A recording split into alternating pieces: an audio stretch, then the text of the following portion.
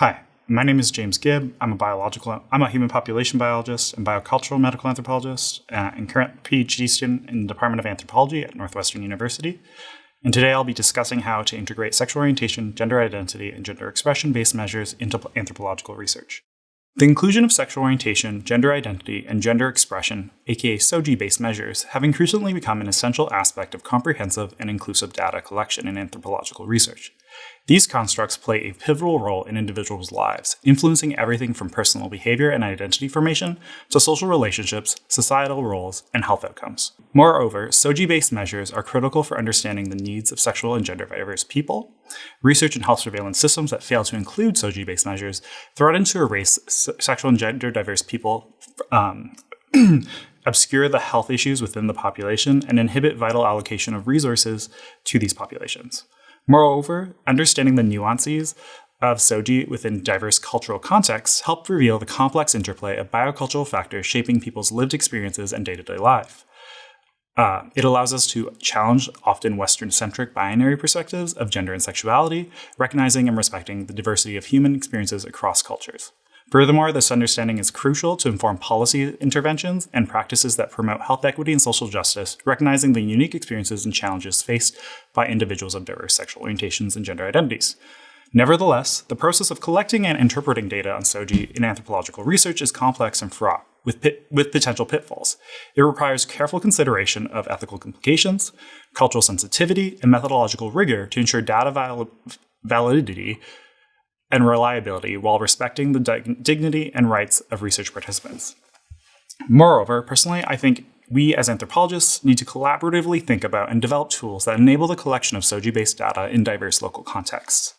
The term gender sex highlights the concatenating nature of gender and sex, as well as how gender sex is lived and integrated in people's daily lives. They interact and influence each other. For example, people's gendered experiences can influence a variety of physiological systems, like gonadal hormone levels, such as when an individual is transitioning and accessing gender-affirming hormones or care. This complicates the sex binary and points to how our gender identity and expression become embodied. Gender is usually refers to fluid and culturally conceptualized expressions of experience and identity. It is often conceptualized as gender identity, an individual's deeply held core sense of themselves as a gender person, which may be the same as or different from the sex they were assigned at birth, as well as gender expression, which pertains to the ways individuals communicate or perform their gender to others through behavior, clothing, haircut, their voices, and other forms of presentation.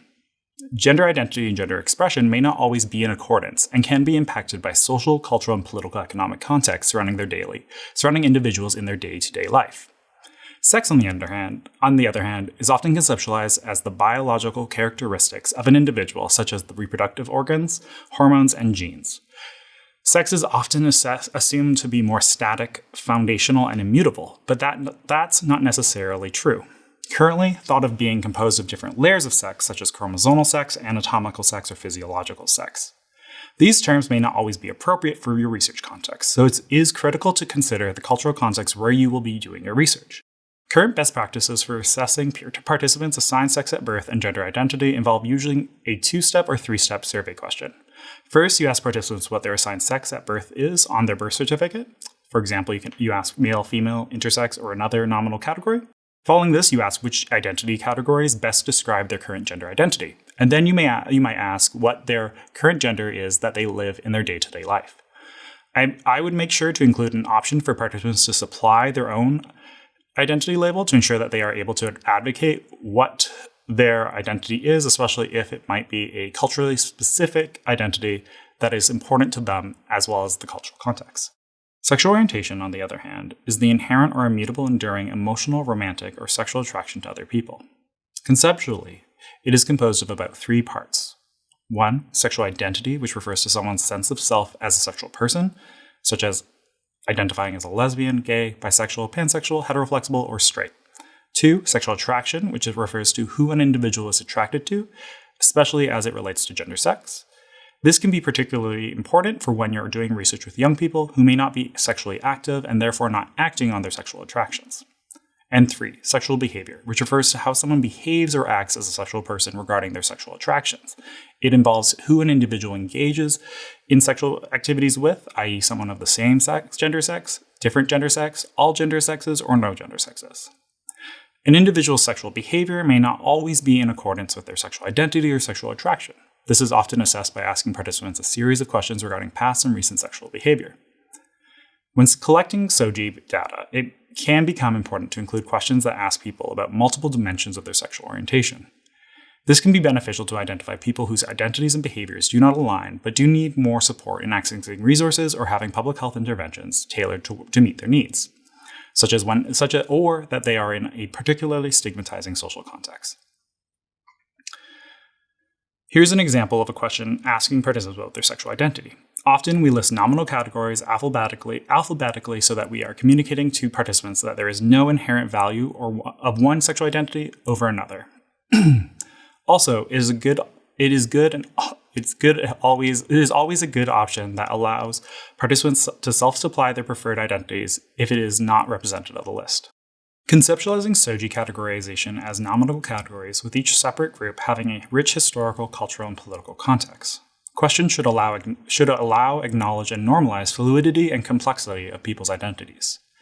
SOGI questions should attend to cultural, regional, and linguistic variation between racial and ethnic groups, as well as SOGI answer choices. Furthermore, SOGI answer choices should be conceptualized as nominal categories to better attend to diversity and complexity of identities. Include answer choice in whatever domain of SOGI is being assessed, and participants should have the option to select more than one answer choice and be prompted to do so with select all that apply. Collecting SOGI-based data is critical for understanding between-group heterogeneity, as well as sexual or gender-based stigma, how sexual and gender-based stigma might intersect with other forms of oppression and lived experience. For example, health inequities are not uniform across sexual minority groups. Evidence reveals that bisexual individuals are more likely to experience an adverse health outcome relative to lesbian and gays. Thus, SOGI data collection plays a pivotal role in understanding health disparities, analyzing societal constructs, and champion human rights. With this method, researchers can delve deeper into nuanced challenges and unique experiences faced by sexual and gender diverse people. Step 1. Understanding cultural context is essential in interpreting responses about sexual orientation and gender identity. Cultural norms and values can shape expressions of sexuality and gender, and Western concepts may not align with local understandings. Researchers must be well informed about the cultural context and be open to learning from participants and local collaborators. Thus, data collection on sexual orientation and gender identity requires a thoughtful, sensitive, and culturally aware approach. By incorporating these principles, researchers can contribute to a more comprehensive and nuanced understanding of SOGI in biocultural and cross-cultural contexts.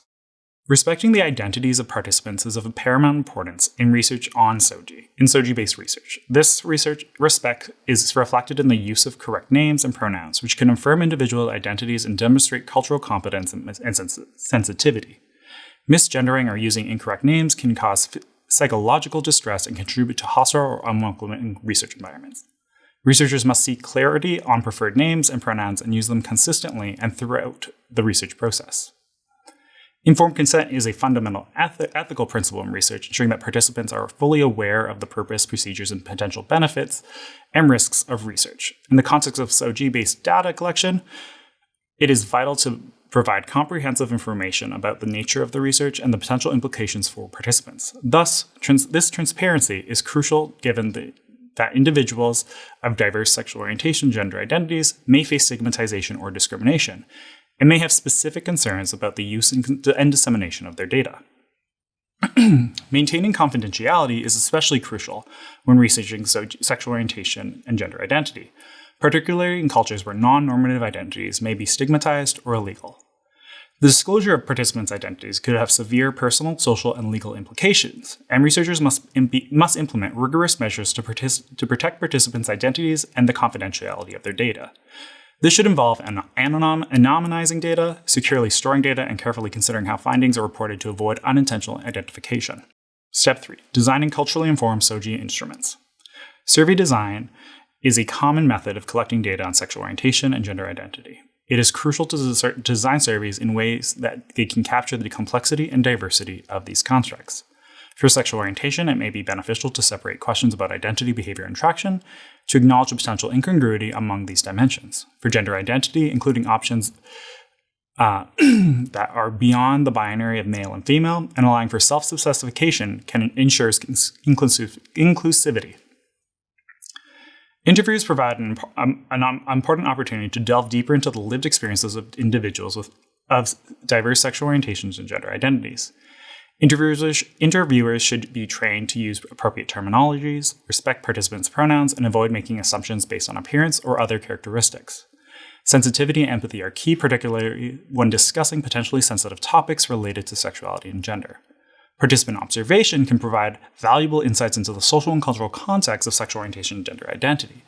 By spending time in the community, researchers can gain a deeper understanding of the cultural norms and values, expressions of identity, and experiences of stigma or discrimination.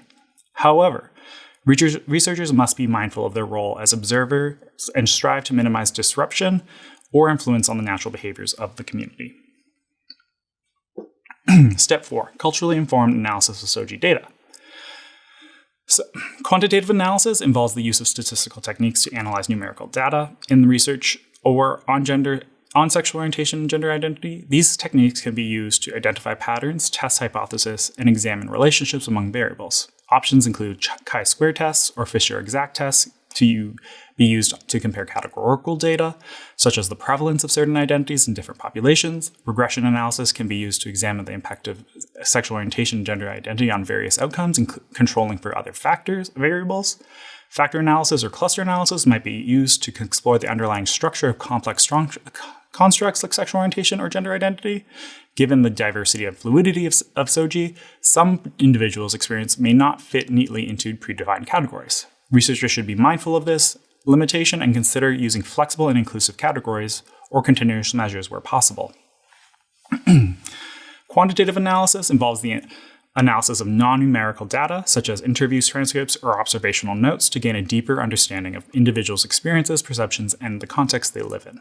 Thematic analysis is a common method used in qualitative research on sexual orientation and gender identity.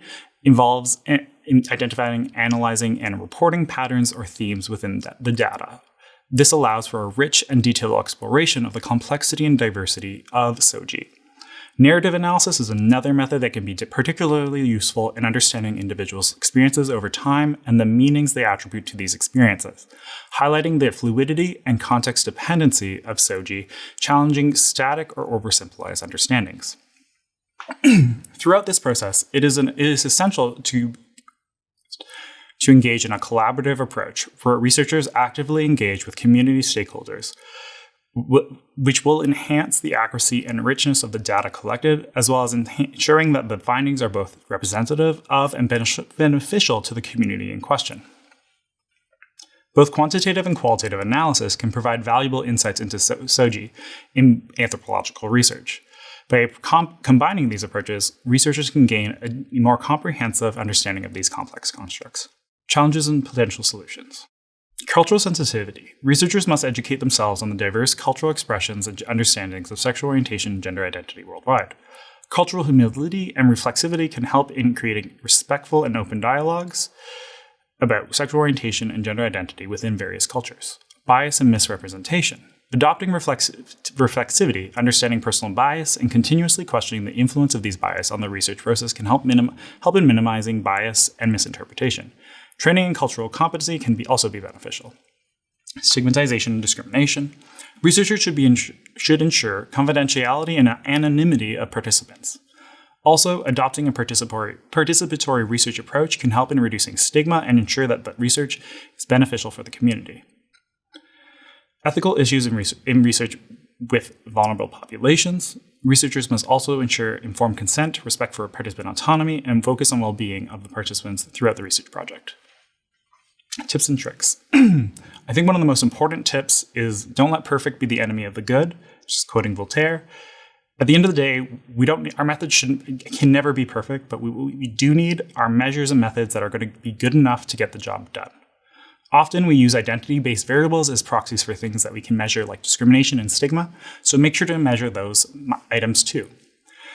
As SOGI-related concepts, terminologies, and societal understandings undergo transformation, it becomes vital for those on the forefront of data collection to be equipped with the most up-to-date knowledge and tools. This ensures that their methodologies are both set accurate and sensitive to research participants. Here is some examples of additional constructs to consider incorporating into your research. In conclusion, the majority of research on human sexual and gender diversity and LGBTQ+ health is taking place in fields like psychology and public health. Anthropologists have an opportunity to contribute much-needed information on the lived experiences of sexual and gender diverse people in a wide variety of socio-ecological and cultural contexts. This work will ultimately support the advancements of LGBTQ rights and equity globally. Anthropologists can also make substantial contributions in affirming the biological normalcy of persons of diverse sexual orientations and gender identity through the collection of SOGI-based measures.